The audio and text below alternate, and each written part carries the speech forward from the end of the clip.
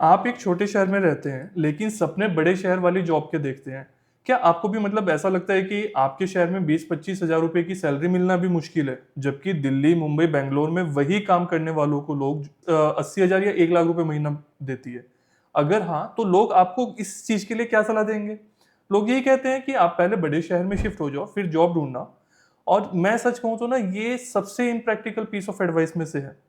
इस वीडियो में मैं आपको अपनी वो स्ट्रेटेजी बताऊंगा जिससे आप छोटे शहर में बैठे बैठे ही एक बड़ी कंपनी में जॉब पा सकते हैं। Hello dear, I am C Piyush Gupta from स्मार्शियस और यहाँ हम जूनियर नहीं, रिच टैक्स अकाउंटेंट बनाते हैं। मैं हजारों स्टूडेंट से मिला हूँ जो टैलेंटेड हैं, मेहनती हैं, लेकिन सिर्फ इसलिए पीछे रह जाते हैं क्योंकि उनका ज्योग्राफिकल लोकेशन उनके करियर ग्रोथ में रुकावट बन गया।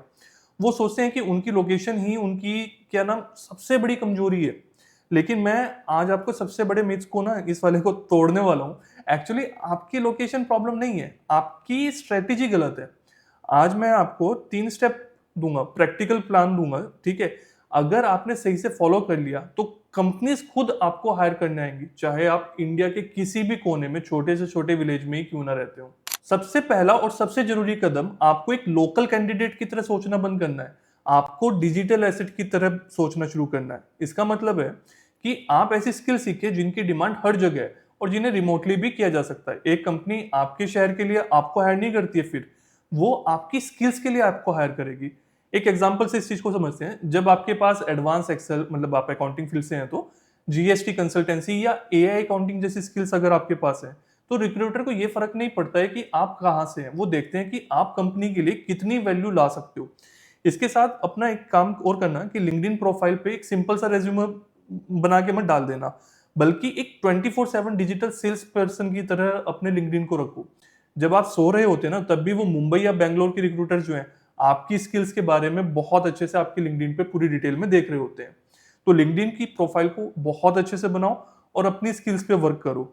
बीच में आपको एक इंपॉर्टेंट इन्फॉर्मेशन देनी थी। अगर आप ये जानना चाहते हैं डिटेल में विद कैलकुलेशन कि कैसे बिना किसी एक्सपीरियंस के 10th पास आउट कोई भी टैक्स अकाउंटेंट बनकर 10 लाख से ज्यादा अर्न कर सकता है, या फिर आप सीए ऑफिस में 3 साल में जितना सीखने को आपको मिलता है ना, उससे भी ज्यादा 6 मंथ्स में सीखना चाहते हैं और certified professional accountant and tax practitioner बनना चाहते हैं, तो आप अपने मोबाइल में ना एक ऐप डाउनलोड कर सकते हैं। ऐप का नेम है सीए पीयूष गुप्ता।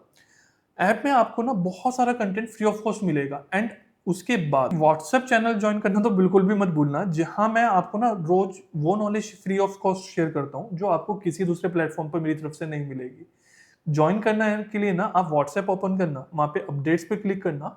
उसके बाद एक ऑप्शन आएगा एक्सप्लोर का, वहां पे क्लिक करिएगा और सर्च करना CA Piyush Gupta. Then follow वाले बटन पे क्लिक कर दीजिएगा। दूसरी गलती जो छोटे शहर के लोग करते हैं, वो जॉब पोर्टल पर जाकर अप्लाई अप्लाई अप्लाई करते चले जाते हैं। 100 जगह अप्लाई करने के बाद भी जवाब नहीं आता। ऐसा ही होता है ना। आपको ये अप्रोच बदलनी होगी। आपको जॉब के लिए अप्लाई नहीं करना है, आपको अपॉर्चुनिटीज क्रिएट करनी है। इसका रीजन समझो। जब आप ऑनलाइन अप्लाई करते हैं तो आपका रेज्यूमे 2000 दूसरे रेज्यूमे के बीच में खो जाएगा।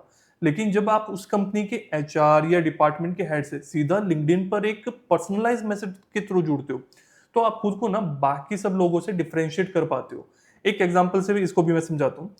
प्लीज फाइंड माय सीवी, इसके लिखने के बजाय एक मैसेज भेजो, हेलो, जो भी रिक्रूटर का नाम है वो, मैंने देखा है कि आपकी कंपनी फाइनेंस डिवीजन में एक्सपेंड कर रही है। मैंने हाल ही में अपनी करंट कंपनी के टैक्स प्लानिंग के थ्रू 15 लाख या 15 जो भी आपने करा है उतना टैक्स सेव किया है। मुझे विश्वास है मैं आपकी टीम के लिए भी सिमिलर वैल्यू ला सकूंगा। देखा आपने, इससे फर्क पड़ा है ना। अब अप्रोच एक प्रॉब्लम सॉल्वर की होगी, आपकी जॉब सीकर की नहीं है। और अब आता है तीसरा और मेरा सबसे फेवरेट स्टेप, जो गेम को पूरी तरह से बदल के रख देगा। इसे कहते हैं ऑडिशन स्ट्रेटेजी। ठीक है? जब आप किसी कंपनी के डिसीजन मेकर के साथ जुड़ जाते हैं, तो उन्हें फुल टाइम जॉब के लिए कहने के बजाय ना, आप उन्हें एक छोटा पेड रिमोट प्रोजेक्ट के बारे में ऑफर दो। सोचकर देखो, एक बड़ी कंपनी के लिए किसी अनजान छोटे शहर के कैंडिडेट को सीधा जॉब पर देना एक रिस्क फैक्टर रहेगा ना, लेकिन 15-20 दिन के लिए एक छोटा सा पेड प्रोजेक्ट देना एक बहुत कम रिस्क वाला काम होता है। ये उनके लिए आपका एक ऑडिशन टाइप में हो गया। एक एग्जांपल से इसको भी मैं समझाता हूँ। मेरा एक स्टूडेंट है संदीप, जो बरेली से है। उन्होंने बैंगलोर की एक स्टार्टअप के लिए एक छोटा सा रिमोट प्रोजेक्ट किया। वो प्रोजेक्ट था उनके पिछले 6 महीने के अकाउंट जो थे ना, उनको फाइनलाइज करने का। उन्होंने इतनी क्वालिटी और इतने प्रोफेशनल तरीके से काम किया कि उस स्टार्टअप के सीईओ ने संदीप को प्रोजेक्ट खत्म होते ही लगभग डबल सैलरी पर फुल टाइम जॉब ऑफर दी, और वो भी रिलोकेशन बोनस के साथ। सो संदीप ने बिना शहर बदले ही ना अपनी काबिलियत जो थी उसको साबित किया, कैसे? एक छोटे प्रोजेक्ट के थ्रू। तो अब आप इस बात को समझ गए होंगे कि शहर में जॉब पाने के लिए ना शहर बदलना जरूरी नहीं है, आपको अपनी स्ट्रेटेजी बदलना जरूरी है। स्ट्रेटेजी सिंपल है, स्किल से डिजिटल एसेट बनो, मतलब जो आपकी स्किल्स है उनसे सीखो और एक डिजिटल एसेट बनो।